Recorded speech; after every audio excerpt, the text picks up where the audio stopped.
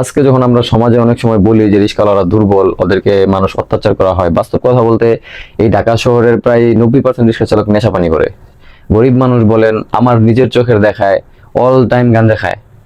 তো মূলত আমরা ওদেরকে নিয়ে কি বিবেচনা করা উচিত, বা আমরা সমাজ বা আমাদের দেশ ওদের কাছ থেকে কি পায়? আসলে কিছুই পায় না। আজকে যে একটা ঘটনা হয়েছে, যদি আপনাদেরকে সংক্ষেপে বলি, সেটা হচ্ছে দুইটা মেয়ে মানুষ, তাদের বাজার টাজার ছিল, তাদের অনেক কিছু ছিল, রিস্কায় উঠছে, তাকে বলা হয়েছে এক জায়গায় যাবে। হয়তো মুরব্বী আঙ্কেল বা মুরব্বী মানুষটা এতটুকু জানে নাই, বুঝতে পারে নাই, না বুঝার কারণে সে ভুল রাস্তা দিয়ে নিয়ে চলে যেতেছে। তখন ওরা বলছে এই রাস্তা না ওই রাস্তায়। তো তার ভাড়া চাইছিল 60 টাকা।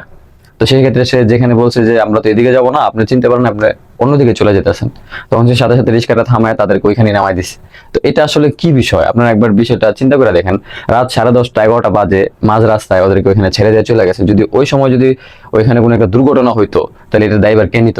সে তো ঠিকই চলে গেছে। ইভেন কি সে বলতেছে যে ভাড়া দেওয়া লাগবে না। যখন সে ভাড়া দেওয়া লাগবে না বলে গেছে, তখন সে নিচে নেমে গেছে, মানুষগুলো নিচে রেখে দিছে। তারপরে নিচে রাখার পরে বিভিন্ন কথা বলতেছে। আসলে দোষটা কাদের?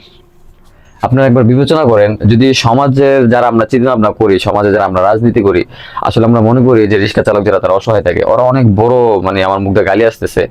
তো এটা আমি সবার ক্ষেত্রে বলতেছি যে প্রত্যেকটা রিক্সা চালককে আমরা যে অবস্থানে যেভাবে দেখি না কেন, প্রত্যেকটা রিক্সা চালকের ভিতরে কোনো না কোনো ঝামেলা থাকে। মানে গরিব যে ওরা কেন হয়, গরিব মানুষের একটা কালচার থাকে, ওরা কেন হয় এগুলা।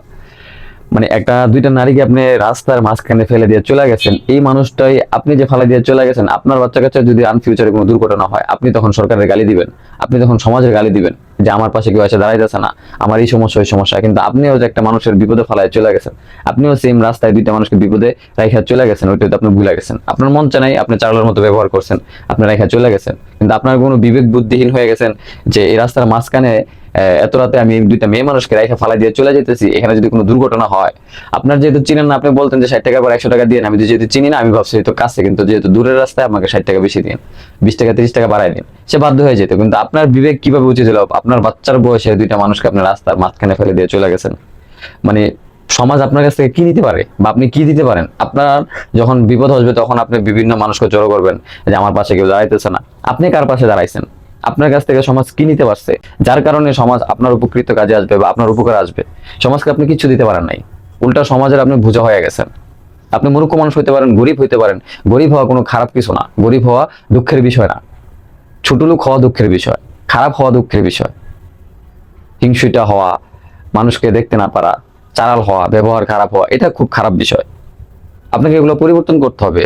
যারা রিক্সা চালায় তাদেরকে অনেক কিছু বুঝতে হবে। প্রত্যেকটা মানুষের কর্ম ছোট না, আমরাও কাজ কাম করি, আমরাও ব্যবসা বাণিজ্য করি। প্রত্যেকটা মানুষের কর্মস্থলে থাকে ওই পরিমাণ পরিপাটি থাকতে হবে, তাকে গুছানো থাকতে হবে। সে যে চাকরিজীবী হোক না কেন, যে ব্যবসা বাণিজ্য থাকুক না, যে কর্মী থাকুক না কেন, তার কর্মটাকে তার বুঝতে হবে। কারণ তার কাছে একটা মানুষ উঠছে, তাকে ওই দায়িত্বটা নিয়ে রাস্তায় চলাফেরা করতে হবে। তাকে টাকাও দিবে, দেন তাকে সহি সালামতে তার জায়গা মতো পৌঁছে দিতে হবে। তার ব্যবহারটা একটু সুন্দর হতে হবে। কারণ আপনার ঘরও মা বোন আছে, আপনারও ফ্যামিলি আছে। আপনার হয়তো রিক্সায় উঠতে হইতো, আপনার রিক্সায় উঠে যায়, কিন্তু আপনার হসপিটাল তো আপনার নাই, নিজস্ব স্কুল কলেজ ভার্সিটিও তো আপনার নাই। তাহলে অবশ্যই আপনার মেয়েটা কলেজ ভার্সিটিতে অন্য কারোর আন্ডারে লেখাপড়া করবে, অন্য কারোর আন্ডারে হসপিটালে যাবে। সো ওইটা তো আপনার বিবেচনা করা উচিত না যে আপনার সন্তানটা তো অন্য কোথাও যাবে। সেম আপনি আজকে রাস্তায় যে ব্যবহারটা করছেন, আপনার মেয়ের সাথে যদি, আপনার সন্তানের সাথে যদি এই ধরনের ব্যবহারটা কেউ করে, আপনার কেমন লাগবে? কখন একবার ভেবে চিন্তা করে দেখছেন? একবার নিজের বিবেকের প্রশ্ন করে দেখেন, যদি এগুলা যদি আপনার নিজের ফ্যামিলির সাথে হয়, তাহলে আপনার কেমন লাগবে? সময় আছে, নিজেকে পরিবর্তন করেন, তাহলে দেশের উন্নত হবে, নিজের উন্নত হবে। ভালো থাকবেন।